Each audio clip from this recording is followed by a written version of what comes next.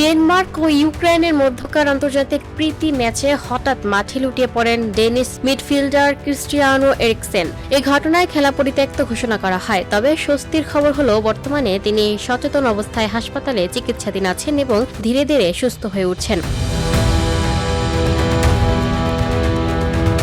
শনিবার 6 June ওডেন্সের nature energy park স্টেডিয়ামে ম্যাচের 65তম মিনিটে ঘটনাটি ঘটে। প্রত্যক্ষদর্শীদের মতে এরিকসেন দুই হাত দিয়ে বুকে চেপে ধরে মাটিতে পড়ে যান। সঙ্গে সঙ্গে দুই দলের খেলোয়াড়রা চিকিৎসার সহায়তার জন্য সংকেত দেন। পরে মেডিকেল টিম দ্রুত মাঠে প্রবেশ করে তার চিকিৎসা শুরু করে।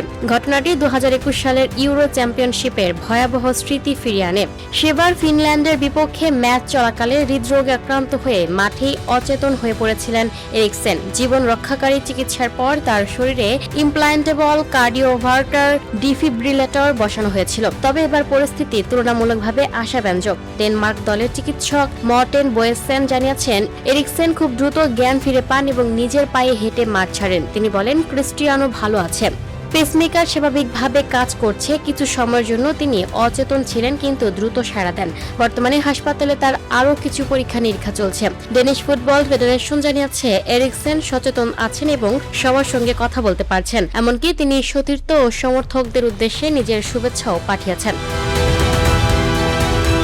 রাকি Akter, up to date news, Dhaka.